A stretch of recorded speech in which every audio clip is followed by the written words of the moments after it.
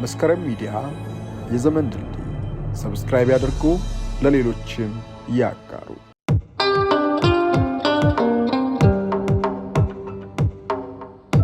ሁሉም ሰው ወደዚች ምድር ሲመጣ አንዱ ከአንዱ በቋንቋው በቆዳ ቀለሙ በሚያምንበት ነገር ጫና ሳይደርስበት የመኖር የተፈጥሮ ነጻነት አለው። ነገር ግን ይህ ወደ መሬት ወርዶ ሰዎች ሁሉ ሰው በመሆናቸው ብቻ ተከብረው በነጻነት እንዳይንቀሳቀሱ የሚያደርጉ የተለያዩ መብትን የሚነኩ ድርጊቶች ሲደረጉ ይስተዋላሉ።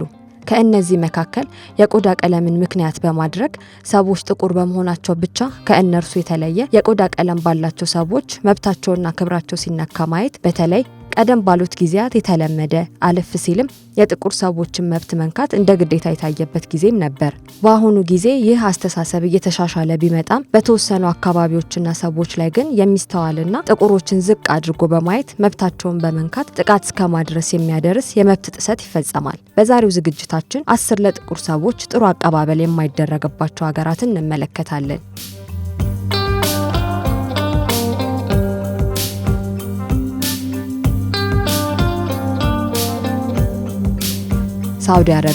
ሳውዲ አረቢያ ባላት ሀብትና በታሪኳ ዓለም ላይ የምትታወቅ ሀገር ናት። በሀገሪቷ ላይ 70% የሚሆነው የሥራ ዘርፍ በጥቁር ሰዎች የሚሰራ ሲሆን አብዛኞቹም ከአፍሪካ ሀገራት የሚመጡ ናቸው። አመራሩ ለጥቁር ሰራተኞች ባለው ምቹ ያልሆነ አሰራርና ዘርን ትኩረት ያደረገ አድሎ ምክንያት አብዛኛውን ጊዜ ይወቀሳል። የሳውዲ አረቢያ ጥብቅ የሆነ ሕግ ለሌሎች የውጭ ሀገራት ሰዎችም ከባድ ቢሆንም ለጥቁር ተጓዦች ደግሞ የበለጠ ምቾት የማይሰጥና አስቸጋሪ ነው። ይህ የቆዳ ቀለምን መሰረት ያደረገ አድሎ በሀገሪቷ ላይ በሚኖሩ ዜጎች ብቻ ሳይሆን ለጉብኝት በሚመጡ ሰዎች ላይም የሚስተዋል ነው። አብዛኛውን ጊዜ ግልጽ ባልሆነ ሁኔታ አንዳንዴም በግልጽ ጥላቻቸውን ያሳያሉ።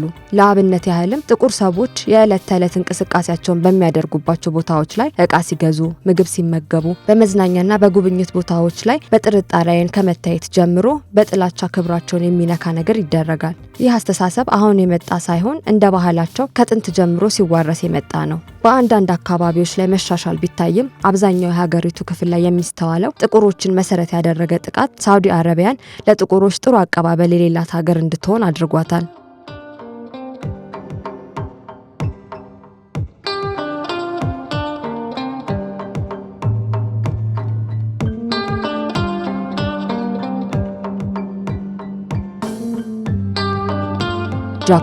ጃፓን ዓለም ላይ በቴክኖሎጂዋ ሱሺ በተሰኘው ምግቧ የምትታወቅ ኤዥያ ውስጥ የምትገኝ ሀገር ናት። ለኑሮም ለጉብኝትም ከተለያዩ ሀገራት ወደ ጃፓን የሚሄዱ ሰዎች አሉ። ነገር ግን እነዚህ ከተለያዩ ሀገራት የሚሄዱ ጥቁር ሰዎች በሕዝብ ትራንስፖርት ውስጥ በልዩነት ከመታየት ጀምሮ በተለያዩ ማህበራዊ እንቅስቃሴዎች ላይ የባይተዋርነት ስሜት ከመሰማት የሚያደርስ ቆዳቸውን መሰረት ያደረገ ጥቃት ይደርስባቸዋል። ይህ አይነቱ መድሎ ጥቁሮች በሚሄዱበት ቦታ ላይ ያለመፈለግ ስሜት እንዲሰማቸው የሚያደርግ ነው። ይህ ለጥቁር ሰዎች ምቹ ያለውን አካሄድ የሚስተዋለው በሰዎች የዕለት ተቀን እንቅስቃሴ ብቻ ሳይሆን የጃፓን ሚዲያዎችም ላይ ጭምር ነው። ስለ ጥቁር ሰዎች የሚተላለፉ አሉታዊ አመለካከቶች አሁንም በቴሌቪዥን፣ በማስታወቂያ፣ በካርቱን ፊልሞች ላይ ሳይቀር የሚስተዋሉ ናቸው። በተጨማሪም የጃፓን ሚዲያዎች ላይ ጥቁር ሰዎችን መመልከት ያልተለመደ ነገር ነው። በዕለት ተዕለት እንቅስቃሴ ማለትም በገበያዎች ላይ፣ የጉብኝት ቦታዎች ላይ፣ ምግብ ቤቶች ላይ ያለው ለጥቁር ሰዎች የሚደረገው አቀባበል ምቾት የሚሰጥ ባለመሆኑ ጃፓን ለጥቁር ሰዎች ምቹ አቀባበል ከሌላቸው ሀገራት መካከል አንዷ ያደርጋታል።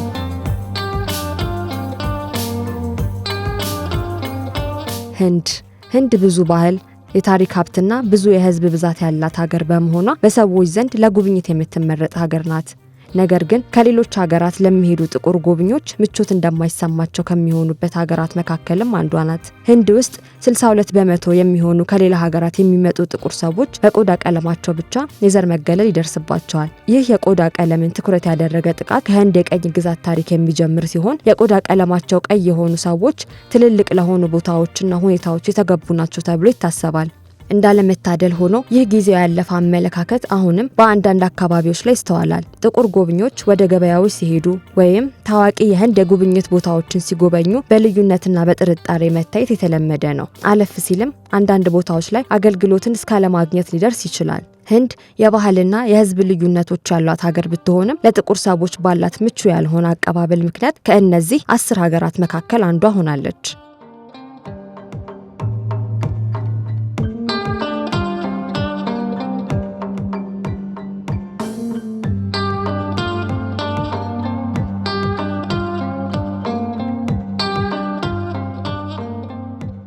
ደቡብ ኮሪያ።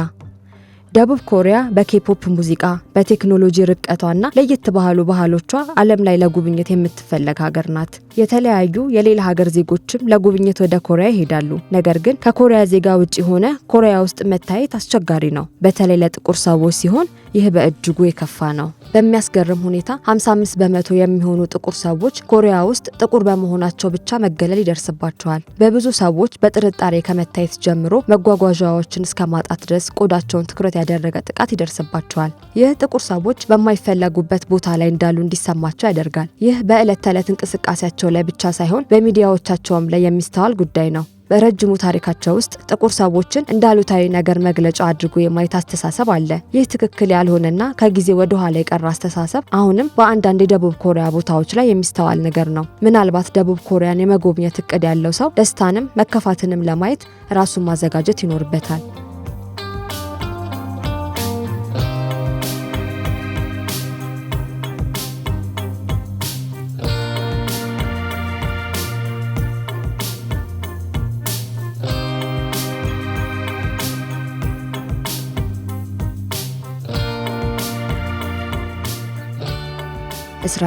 እስራኤል በአስደናቂ ታሪክና የሃይማኖት ሀብቷ የምትታወቅ ለጉብኝትም የምትመረጥ ሀገር ናት። በዘርና በቆዳ ቀለም ልዩነቶች ምክንያት ለጥቁር ሰዎችም ምቹ ያልሆነች ሀገር ናት። ይህ ችግር በተለይ ከአፍሪካ ሀገራት በሚመጡ ጥቁር ሰዎች ላይ በብዛት የሚስተዋል ነው። በ2023 በአፍሪካውያን ላይ ያነጣጠረ የዘር ችግር በ30 በመቶ መጨመሩ የተጠቀሰ ሲሆን ይህም ጥቁር ስደተኞች ላይ ለሚፈጥረው ችግርና ለሚያጋጥሟቸው ፈተና አንዱ ማሳያ ነው። እስራኤል ለጥቁር ጎብኚዎች ጥሩ አቀባበል የላትም። በሰዎች ዘንድ በጥርጣሬ መታየት አንዱ የሚስተዋል ችግር ነው። እስራኤል ውስጥ የሚገኙ ጥቁር ሰዎች በተለይም ከአፍሪካ ሀገራት በሚሄዱት ላይ በዕለት ተዕለት እንቅስቃሴያቸው ላይ የመገለል ስሜትን መፍጠር ብቻ ሳይሆን አለፍ ብሎም በተለያዩ ተቋማት ላይ ስራ መቀጠር እስካለመቻል የሚያደርስ ነው። እስራኤል ውስጥ ከተለያዩ ሀገራት የሚመጡ ነዋሪዎች መኖራቸው የሚያስገርም ነገር አይደለም። ነገር ግን ጥቁር ሰዎች ላይ ትኩረቱን ያደረገ ዘርን መሰረት የሚያደርግ አስተሳሰብ መኖሩ እስራኤልን ለጥቁር ዜጎች ምቹ ካልሆኑ ሀገራት መካከል አንዷ እንድትሆን አድርጓታል።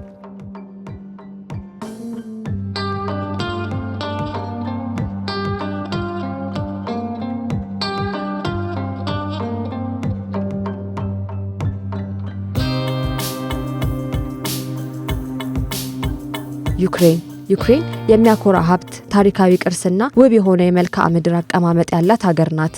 ነገር ግን ለጥቁር ሰዎች ምቾት የማትሰጥና አስቸጋሪ መዳረሻ ከሆኑ ሀገራት መካከል ተቀምጣለች። በተለይ ለትምህርት ከተለያዩ የአፍሪካ ሀገራት ወጥተው ዩክሬን በሚኖሩ ጥቁር ሰዎች ላይ የሚደርሰው የቆዳ ቀለምን መሰረት ያደረገ ማግለል በከፍተኛ ደረጃ የሚስተዋል ነው። እንደ ባቡርና አውቶቡስ የመሳሰሉ የመጓጓዣ መገልገያዎችን እንዳይጠቀሙ መከልከል ደረጃም የሚያደርስ ነው። ይህ የብዛነት ማነስና ተደጋጋሚ የዘር መድሎ ለጥቁር ጎብኚዎችም ቀዝቃዛ የሆነ አቀባበል እንዲኖር አድርጓል። መንገድ ላይ ሲራመዱም ሆነ የህዝብ ትራንስፖርትን ሲጠቀሙ በጥላቻ የመታየት ነገር በዩክሬን የተለመደ ነው። በሀገሪቱ ውስጥ ያሉ የባህል መመሳሰሎች ለጥቁሮች እንዲሁም አንዳንድ ከሌላ ሀገራት በሚመጡ ሰዎች ላይ በተለየ የመታየት ስሜትን ይፈጥራል። ይህም በዩክሬን የሚኖራቸው ቆይታ ከባድ እንዲሆን ያደርጋል። ዩክሬን በታሪክና በስነ ህንፃ ዙሪያ ብዙ የሚጎበኙ ቦታዎች ቢኖራትም ለጥቁር ሰዎች ግን የጉዞ ትኬታቸውን ከመያዛቸው በፊት ማሰብና ራስን ማዘጋጀት ያስፈልጋቸዋል። በድብቅ አንዳንዴም በግልጽ የሚታይ የዘረኝነት ስሜት በዩክሬን ውስጥ የሚያስደንቅ አይደለም። ይህም ዩክሬን ከእነዚህ 10 ሀገራት መካከል አንዷ እንድትሆን አድርጓታል።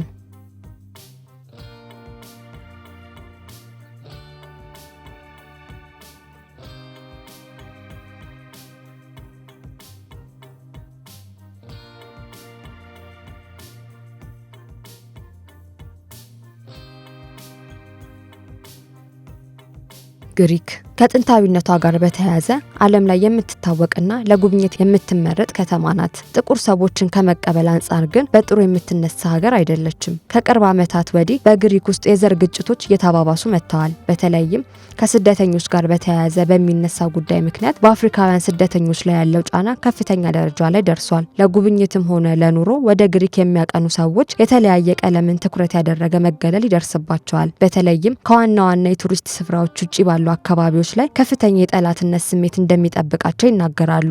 ነገር ግን ይህ በአቴንስና በመሳሰሉት ታዋቂ ከተሞች ላይ የሚስተዋል አይደለም። ግሪክ ውስጥ ለጥቁር ሰዎች ያለ የጥላቻ ስሜት በልዩነት ከመታየትና ከቃላት ስድብም አልፎ አካላዊ ግጭትን ጭምር የሚያስከትል ነው። ከአፍሪካና ከመካከለኛው ምስራቅ የስደተኞች መጉረፍ በከፍተኛ ሁኔታ መጨመሩ ነገሩን ከባድ ያደርገዋል። በዚህም ምክንያት በግሪክ አንዳንድ ቦታዎች ላይ ስደተኞች ሲንቀሳቀሱ በእንቁላል ቅርፊት ላይ እየተራመዱ እንዳሉ ያህል እንዲሰማቸው ያደርጋቸዋል።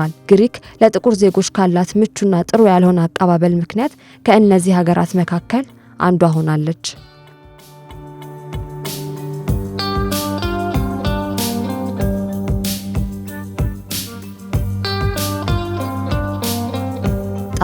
ጣሊያን ከብዙ ታሪኳ በተጨማሪ የፓስታና የፒዛ ሀገር በመባል ትታወቃለች። በዓመት ውስጥም ከፍተኛ ጎብኚዎችን ከሚያስተናግዱ ሀገራት መካከል አንዷ ናት። ከእነዚህ ጎብኚዎች መካከል ለሆኑ ለጥቁር ሰዎች ግን በተለየ ምቹ ያልሆነች ሀገር እንደሆነች ይገለጻል። ዘርን መሰረት ያደረገ በተለይም ከአፍሪካውያን ጋር በተያያዘ የሚደርሰው የወንጀል አሃዝ 35 በመቶ የሚደርስ እንደሆነ ጥናቶች ያመለክታሉ። ይህ አስደንጋጭ አሃዛዊ መረጃ በጣሊያን ውስጥ እያደገ የመጣውን የዘረኝነት ችግር የሚያስረዳ ነው። ይህ የጥላቻ ሁኔታ በስደተኞች ላይ ብቻ ትኩረቱን ያደረገ አይደለም። ለጉብኝት የሚመጡ ጎብኚዎችም አብዛኛውን ጊዜ በሚንቀሳቀሱባቸው ቦታዎች ላይ ለሚመለከቱት ነገር ደስተኛ እንዳልሆኑ ይገልጻሉ። እንዲሁም አገልግሎት በሚያገኙባቸው ለምሳሌ በህዝብ ቦታዎች፣ በገበያዎች፣ በሬስቶራንቶች ውስጥ ጥሩ ስሜት እንዳይሰማቸው የሚያደርጉ ነገሮች ይስተዋላሉ። በታዋቂ የጉብኝት ቦታዎች ሳይቀር እንደ ልብ በነፃነት እንዲንቀሳቀሱና እንዲጎበኙ ምቾት የማይሰጥ ሁኔታ ውስጥ እንዲገቡ ያደርጋቸዋል። በጣሊያን ውስጥ የሚታየው ይህ ጥቁሮች ላይ የሚደርስ ጫና ታሪካዊ፣ ፖለቲካዊ መነሻ ያለው ነው። በተለይ በስደት ከተለያዩ የአፍሪካ ሀገራት ወደ ጣሊያን በሚጓዙ ቁጥራቸው ከፍ ያለ ስደተኞች ምክንያት ይህ ጥላቻ ከፍ እንዲል ሆኗል። ጣሊያን ብዙ የሚጎበኝ የሚታይ ቦታና ታሪክ ያላት ቢሆንም ለጥቁር ዜጎች ግን ምቹ ያልሆነች ሀገር ናት።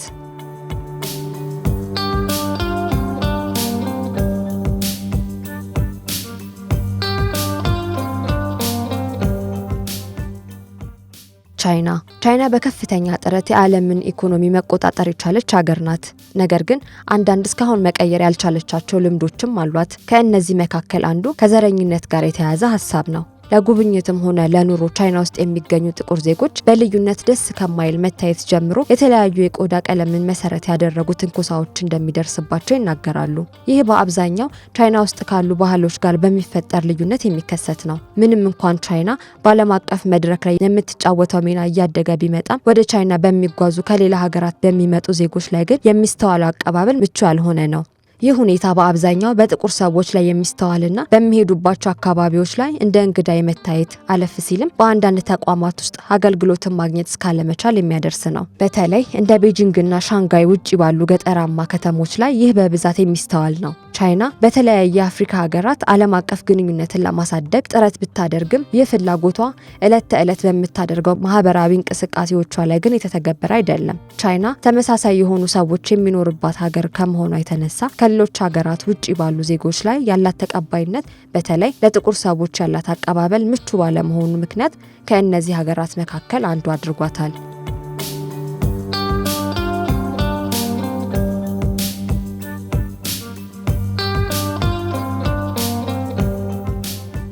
ሩሲያ በመጨረሻ የምናነሳት ሀገር ሩሲያ ናት። ሩሲያ በባህሏና በተለያዩ ጎብኚዎችን በሚስቡ ቦታዎቿ ትታወቃለች። ሩሲያን ለመጎብኘትም ሆነ ለኑሮ ወደ ሩሲያ ለሚያቀኑ ጥቁር ሰዎች ግን ሩሲያ ያላት አቀባበል ጥሩ የሚባል አይደለም። ጥናቶች እንደሚያሳዩት በአፍሪካውያን ስደተኞች ላይ የሚደርሰው ዘርን መሰረት ያደረገ መገለል እስከ ስድብና ትንኮሳ የሚደርሱ መሆናቸው ይገለጻል። ጥቁር ሰዎች እንደ ሞስኮና ሴንት ፒተርስበርግ ባሉ ትልልቅ ከተሞች ውስጥ ሲጓዙ በጥርጣሬ የሚመለከቷቸው ብዙ አይኖችና ሲያልፍም ጥላቻን ያዘሉ ንግግሮች የተለመዱ ናቸው። ትንንሽ የሚባሉ ከተሞች ላይ ይህ ሁኔታ በእጅጉ የከፋም ሊሆን ይችላል። በመንገዶች ላይ ለትምህርት በሄዱ አፍሪካውያን እንዲሁም ሌሎች ጥቁር ጎብኚዎች ላይ ዘርን መሰረት ያደረጉ ጥቃቶች በሩሲያ ውስጥ የሚስተዋሉ ናቸው። ሩሲያ በስነ ጥበብ፣ ስነ ጽሁፍና ታሪክ ጋር በተያያዘ የምታበረክተው አስተዋጽኦ ከፍተኛ ቢሆንም ለጥቁር ዜጎች ያላት ምቹ ያልሆነ አቀባበል ግን ከእነዚህ 10 ለጥቁር ዜጎች ምቹ ካልሆኑ ሀገራት መካከል አንዷ እንድትሆን ያደርጋታል።